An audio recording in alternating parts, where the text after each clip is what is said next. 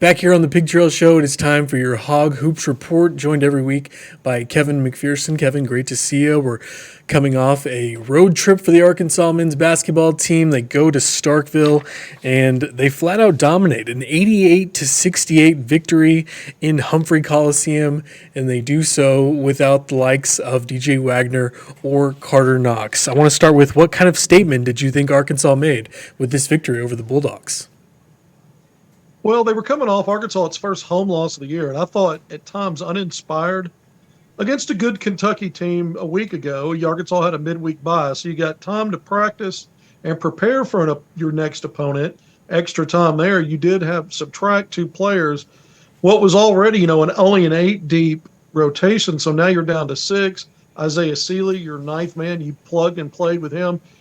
He nearly doubled all the minutes he played in the previous 9 SEC games and gave Arkansas a boost. But talk about a statement. Arkansas's offense has been elite when you look at it from a ranking standpoint, rated top 10 most of the season.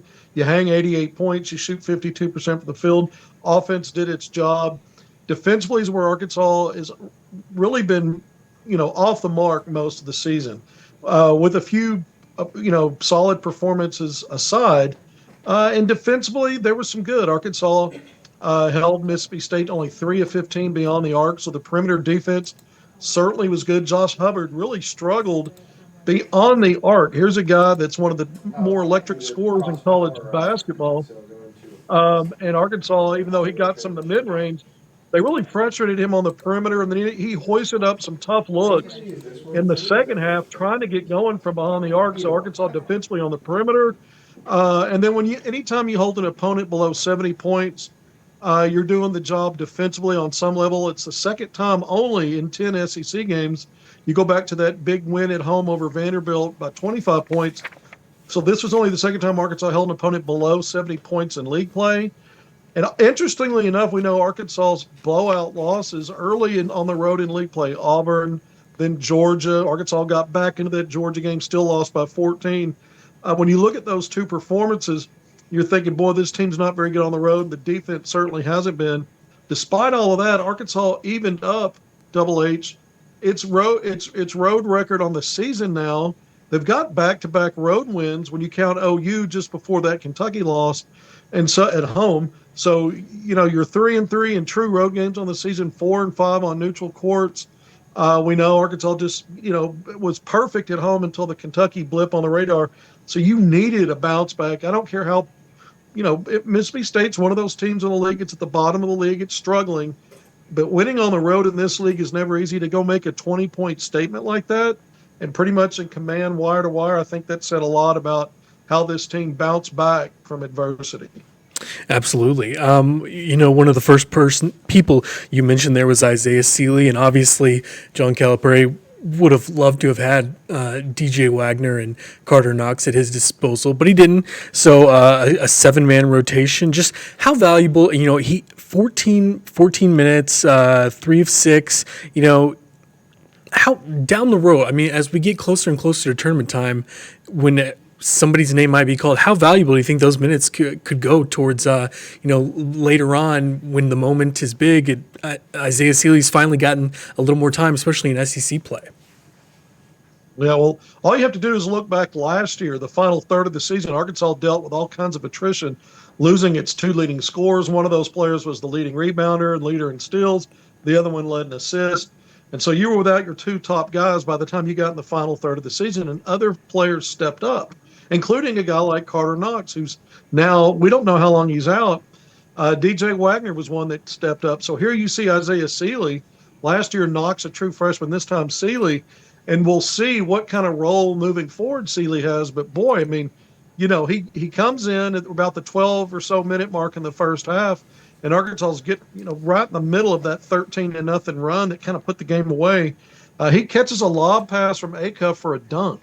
Defensively, he gets not 1, not 2, but 3 blocked shots. On defensive rotations on the back end, just moving his feet, quickness. He's 6'7", he's athletic, he's got good length. And his instincts, his basketball IQ, you could see that in those blocked shots. But he ended up with a couple assists in this game. He had a rebound. He did some good stuff for Arkansas. 15 minutes, they were all big. So looking ahead, It depends on his opportunities, but I mean, there'll be some ups and downs. Not everybody's going to be the quality or the lower quality, lower tier in the league like a Mississippi State. But in some ways, as well as the team played, he was a big part of that. It wasn't like he was checking in and getting garbage minutes in league play. These were real impactful minutes that helped forge a runaway win, not riding coattails.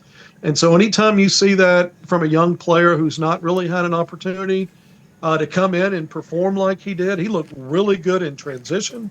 He's got skill level. This is a young man I covered in his junior high and high school days here in the state of Arkansas, out of Springdale, Arkansas, up there in the 479. This guy is versatile in the high, even in spring and summer in the Nike EYBL. Cely was playing on the ball as a lead guard. He could play the 2 and the 3, so he's very versatile. So we'll see as his career progresses. He's not going to take minutes away from Darius Akuff on the ball.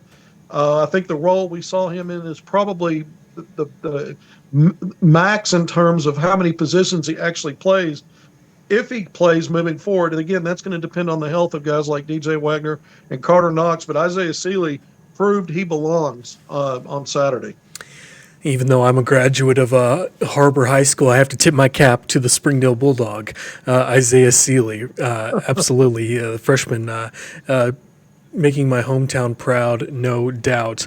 Looking more at this box score, 24 points from Darius Akuff, 8 assists, just 1 turnover.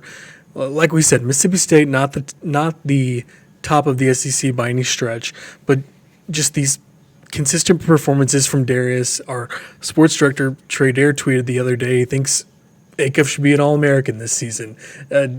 I don't follow the rest of college basketball enough to see where he ranks in that regard, but I'm curious what you think in that matter as far as that subject topic.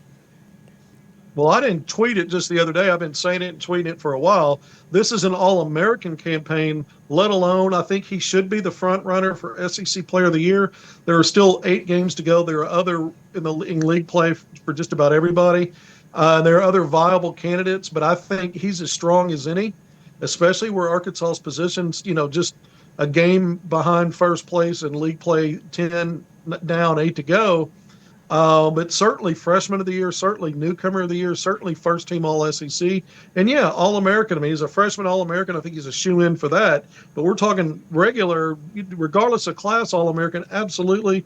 Been singing those praises for a while. And you went through his stat line. How about 5 big rebounds? Arkansas was +5 on the glass against Mississippi State. Arkansas doesn't always win that battle. And Akuff at that guard spot, 5 big rebounds to go with those 24 points, to go with those 8 assists. And you look at just the clutch, shot making and facilitating. He hit the big dagger 3 to cap a 6-0 Arkansas run to end the first half. Going into halftime, Arkansas up 13. The lead was as much as 16. Mississippi State had whittled it down to 7. And then you have a 6-0 run to close out the first half, and Akuff drains a buzzer-beating 3. This dude makes tough shots and tough moments outside of all those beautiful stats. It's obviously a work in progress defensively. That entire team has been, with the exception of 1 or 2 guys. But I think Akuff has, yesterday was just another one of those games, and there's nothing ho-hum about it. If you get used to it and take it for granted, please don't. Please don't. Please, savor every moment you're going to have with this one and done who's going to be a first-round pick, maybe a lottery pick. I mean, the kid's averaging 20.5 points, 6.3 assists, 3 rebounds, 2 turnovers per game, so a better than a 3-to-1 assist-to-turnover ratio. He checks all the 41+% from 3 on solid volume. Hovering around 50% overall from the field, hovering around 80% at the free throw line. This is a peach of a player, and we said all of that. He's having the best freshman season. It's got to finish out. He's got to continue on this path. But at the end of this, if he continues on this pace, Double H, we're talking the greatest freshman season at Arkansas, which is a huge statement given all the great players who had great rookie campaigns that have come through this program. Absolutely. It's been a treat to watch, and there's still another month, and then March will be here, and who knows what kind of magic we could see from Darius Akuff then. All right, we're going to take a quick break. More Hog Hoops Report with Kevin McPherson right after this. Back here on the Hog Hoops Report, Hayden Herrera alongside Kevin McPherson. Kevin, a stat that I did not realize whenever I saw it, but Trevan Brazil, 19 points. That is his SEC career high in points. Just curious what you made of his performance against the Bulldogs. Well, 8 rebounds, 4 blocks, 4 assists, a steal. And it's funny because to me, this is an all SEC performer. When you look at some of the stats, they don't just blow you away on averages, but man, when you start really putting it all together, just a huge performance yesterday. And I look back at Arkansas's biggest wins this season, whether he's scoring in double figures or not. I mean, he's got 4 or 5 double doubles, but he's constantly, typically leading the team in rebounds and blocks and steals. In fact, by average, he leads the team in all of those categories. One of only 3 players averaging double figures. But if you look at him, he's the only player in the SEC top 12 in both steals and blocks per game. The only SEC player. When you add those together, we call them stocks, steals and blocks. He's top 5 in the SEC when you combine what other players are doing.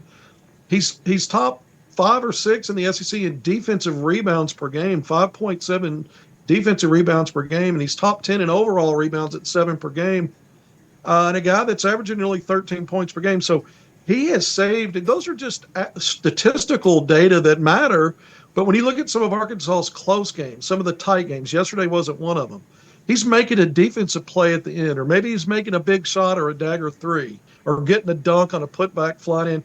It seems like every critical moment when games get tight, whether it's offense or defense, I can go through a litany. Texas Tech, Louisville, Winthrop, Oklahoma, a tough road win a few games ago. So many of these examples, LSU and who Arkansas is about to face again, LSU in Fayetteville a few weeks ago. So Trevan Brazil has been a monster in big plays. Statistically, if you focus on one single stat, again, it's not going to blow you away, but when you put it all together and then you look at the big plays in games when it mattered that Arkansas needed, this dude, I mean, I've said it all year long, he and Billy Richmond are the 2 toughest, most consistent players Arkansas has at both ends. Akuff, as great as he is offensively, that is true of both TB and BR3. But I think TB has been at an all-SEC level. I hope he gets rewarded and honored at the end of the season. There's a lot of great players in the league. Those first 3 teams only go about 15 players deep. And I think Brazil is worthy based on what I've seen to this point. And another great game yesterday. He really helped set the tone early. He got a couple of blocks early, hit a couple of threes early, got a dunk on a rim run on the baseline with Akuff throwing it up to him. He's having one of those seasons that I think can maybe a little underappreciated unless you really drill down on it. Double H. The Hogs had 4 players in double-digit scoring. One of them, BR3, as you referred to him, Billy Richmond, 14 points, 2 blocks, 3 assists. What part of his overall game did you really were impressed by on Saturday? Just how hard he plays. I mean, you saw him before he got in foul trouble in the first half and had to go sit down, and Arkansas's got a really tight rotation there. He kind of was the first one to get a couple of buckets. Arkansas defensively needed to make some adjustments, and Mississippi State held an early lead, plenty of game time to go. But Billy Richmond scored a little bit there. But if you looked at the first half, it was mostly Akuff and Trevan Brazil. And again, Richmond sat most of that first half. But you start the second half, and once again, Richmond got off to a quick start offensively, had some nice passes and set up plays in this game as well. And you saw he and Malik Thomas kind of get going in that second half offensively. But Billy Richmond III, as much as praise as I have for Trevan Brazil, I'd say Billy Richmond's been Arkansas's best defender consistently.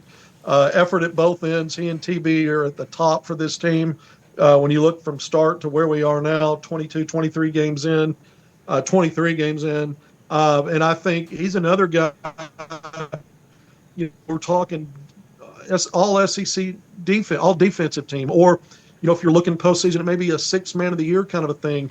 When you look at him again, statistically, a lot like TB, he doesn't have those flashy scoring averages and those kinds of things. But if you're really paying attention to what matters to winning, and Arkansas being one of the best teams in the league, I wouldn't be singing these praises if Arkansas was middle of the pack or lower in the league standings right now, like they've typically been in recent years. No, Arkansas is in it for a title right now, for an SEC championship. And having said that, these guys are deserving of some of the things I'm talking about, whether they get them or not. Well, I mean, I think you made a lot of valid points right there.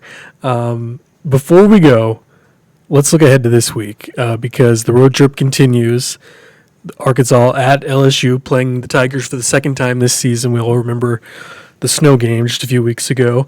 And then Arkansas welcomes Auburn to town on Saturday night. So 2 games with two opponents on different sides of the standings, you could say. Auburn, not a ranked team right now, but 14-9. LSU, oddly enough, also 14-9. So what do you make of these one road game, then back in Fayetteville on Saturday? Well, LSU controlled most of that game in Fayetteville, and Arkansas had a big offensive second half, and it took Arkansas a while to finally kind of get over that hump and win that game by 4. That could have gone either way, and but I thought LSU controlled the physicality and controlled the paint play for most of that, and it wasn't a great defensive performance for Arkansas. Now you go on the road to play a team that took you to the wire and controlled most of that game. And so you got to be concerned about that. And we don't know Arkansas's depth situation. We don't know who returns, if anybody. It's a quick turnaround, a Tuesday night game, and you're still on the road, right? And so one thing Arkansas has done well, Arkansas's 3-2 in road games in the SEC, 3-3 overall, counting Michigan State way back in the first week of the season in early November. But so you feel a little bit like, well, Arkansas's proven they can go on the road and win, but those wins are against Ole Miss, Oklahoma, and Mississippi State, teams that are at the lower tier of the league. LSU, even though record-wise it is, when you look at the net, LSU's ranked higher than those teams by quite a bit. And I think it's just a tougher team, and I think it's a tough matchup for Arkansas. So Arkansas's got to learn lessons from the first game, the first matchup, build on what's working here, at least in one road game on Saturday. And then you brought up Auburn. Auburn took Arkansas behind the woodshed.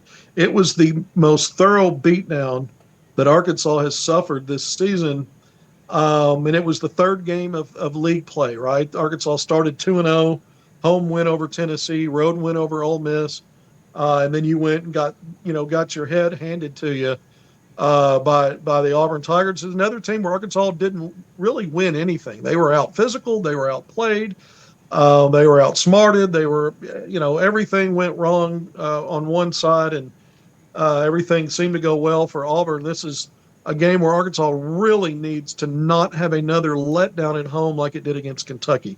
Arkansas is so tough to beat on its home floor, but I thought they choked. I thought they were nervous. Something about playing Kentucky. Maybe it was the Calipari, Mark Pope thing. Arkansas didn't seem relaxed to me. And you don't want them worried about what Auburn did to them a few weeks ago. You just got to, at home, take care of business. What a great week it would be to go 2-0 in these games. But I think these are 2 tough games for Arkansas. I don't think you look at either one of those and say, well, they just blew out Mississippi State by 20. They're just fine. I don't think you can do that. I think you have to really be concerned about both. And some of that's about the matchups. Again, the Arkansas tends to not measure up sometimes in the physical part of it and facets of the game. And Arkansas needs to figure out a way to offset some of that if they can. I mean, one thing I will say about the effort against Mississippi State, Arkansas blocked 9 shots. Brazil and Isaiah Cely had the lion's share of that. If you're not all that physical, sometimes just good rim protection and altering shots, getting deflections, blocking shots. And if you go all the way back to the SEC opener in Fayetteville, Tennessee was the dominant team physically, but Arkansas blocked at least 10 or 11 shots in that game and kind of offset some of that lack of physicality in the matchup. So you just got to find ways to be the better team and win games, especially coming down the stretch. Now you're in February, coming down the stretch of league play. You're technically more than halfway through Double 8, so Arkansas going to have to figure it out against 2 tough matchups coming up. Down the stretch, indeed. It's crazy how fast the season's going, but loving watching every game so far. It's been a treat. As always, thank you so much, Kevin, for joining us. This has been your Hog Hoops Report.